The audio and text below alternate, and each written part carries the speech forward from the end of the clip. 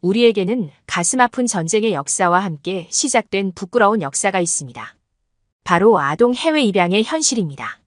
보건복지부 자료에 따르면 1955년부터 현재까지 공식적으로는 약 17만 명, 비공식으로는 25만 명의 아동이 해외로 입양되었습니다. 참 가슴 아프고 부끄러운 역사인데요. 오늘은 미국으로 입양을 간 줄리아 씨가 아동권리보장원 뿌리찾기 사연에 보내준 사연을 각색하여 전해드립니다. 세상의 감동 이야기를 전하는 감동 돋보기입니다. 안녕하세요. 제 이름은 줄리아 길벗은 한국 이름은 박도희라고 합니다. 저는 1985년 미국으로 입양된 한국인이에요. 기억에 없지만 입양 서류상으로 보면 저는 2살이던 1984년 11월 안양동안구 중앙시장에서 발견되었다고 해요. 아무런 정보 없이 시장에서 발견되었기 때문에 사실 태어난 곳이 안양인지 다른 곳인지 알 수는 없고 생년월일도 의사가 1982년 8월 15일로 정해준 것입니다. 제 한국 이름 박도희도 보육원에서 지어준 이름이고요. 시장에서 발견된 이후 저는 경찰에 의해 인천 해성보육원으로 가게 되었습니다.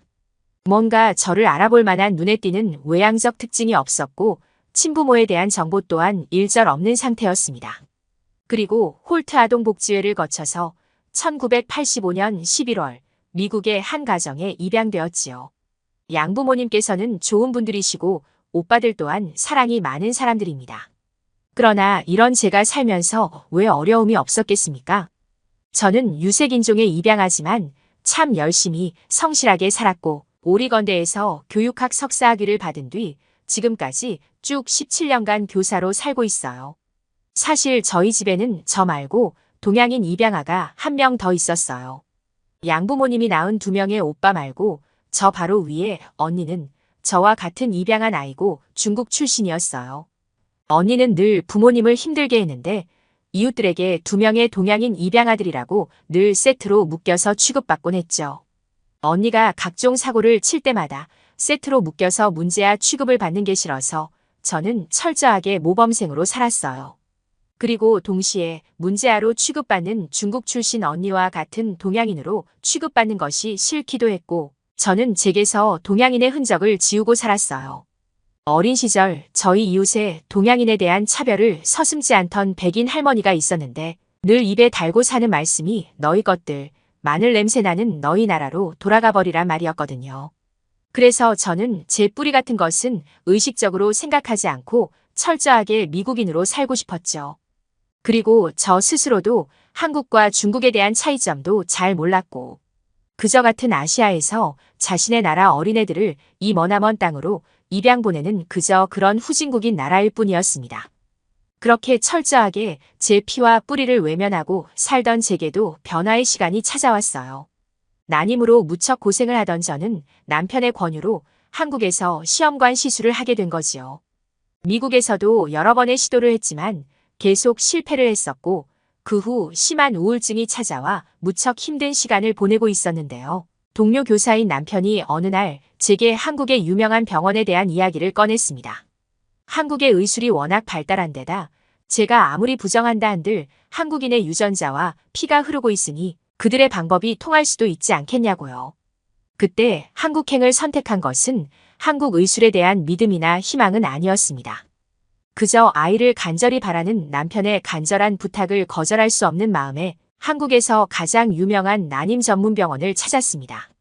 그렇게 한국에 오면서도 제 생각에 한국은 세계 유일의 분단 국가에 전쟁을 치르고 가난하다는 이유로 최대 아동 수출국이란 사실은 변함이 없었고 그런 나라의 의술에 대한 희망은 없었습니다.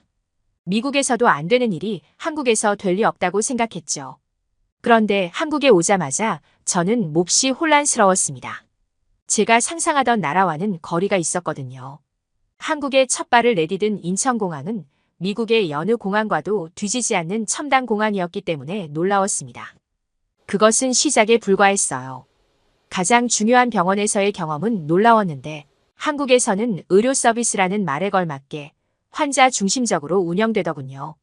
미국은 공급자인 의사 중심인데 말입니다. 모든 진료가 원스톱으로 한 곳에서 이루어지고 심지어 전담 직원이 있어서 저희의 아주 세심한 부분까지 돌봐줍니다. 긴 상담 끝에 저는 심리치료까지 같이 받게 되었어요. 그 경험을 통해서 저는 많은 치유를 받았답니다. 그렇게 한국에서의 난임치료 덕분에 저는 기적적으로 첫째를 임신했습니다. 제가 태어났던 땅에서 다시 제가 생명을 품었다는 것은 제게는 큰 의미로 다가왔어요. 제가 아이를 가진 뒤부터는 제 친어머니도 이렇게 임신이 어려웠을까 궁금하기도 하고 비로소 한국과 친부모님에 대한 궁금증과 한국이라는 나라에 대한 애정이 생기기 시작했습니다. 그때부터 한국 홀투회나 입양인지원센터 같은 곳을 통하여 제 친부모님을 찾기 시작했지만 저에 대한 기록이 거의 없고 버려졌을 당시 신체에 눈에 띌 만한 특이점이 없어서일까요? 매번 좋은 소식은 들려오지 않네요. 저와 남편은 첫째 때와 마찬가지로 둘째 역시 한국에서 시험관 시술을 받았습니다. 두 번째 방문 때는 몸과 마음의 여유를 가지고 제법 긴 시간 동안 제 고향 한국이라는 나라에 대하여 느끼고 알아가는 시간을 많이 가졌어요. 그제서야 온전히 한국을 즐기게 된 것 같습니다. 특히 저는 한국인들이 좋아요. 때로는 매우 시끄럽고 참견이 많은 그들은 어린 제 딸에게 늘 관심과 애정을 표현합니다. 아이가 귀엽다며 말을 걸어오다가 제가 한국어를 못하면 난처해 하는 얼굴을 잠시 보이곤 하다가 이내 아이에게 사탕 한 개라도 주고 싶다는 표현을 합니다. 또한 유모차를 끌고 다니면 아이가 춥겠다면서 이불을 덮어주라는 소리도 종종 듣곤 해요. 미국인의 사고방식을 가진 저의 눈에 그것은 처음에는 매우 당황스러운 것이었으나 이제는 그것이 한국인의 정이라는 것을 알아요. 제가 미처 느끼지 못한 할머니의 사랑 같은 기분이 들었어요. 그리고 제가 딸들에게 커다란 사랑을 느끼고 아이를 갖기 위해 최선을 다했듯 제 친어머니도 오랜 시간 저를 갖기 위해 최선을 다하지 않았을까 하는 생각이 듭니다. 그런 생각이 들고 나니 친부모님에 대한 원망보다는 그분들이 건강하게 지내고 제가 입양 간 것에 대한 죄책감을 버리고 행복하게 사시길 빌게 되었습니다. 그리고 언젠가 친부모님이 제가 한국 땅에서 품은 제 딸들을 안아볼 수 있기를 소망하게 되었답니다.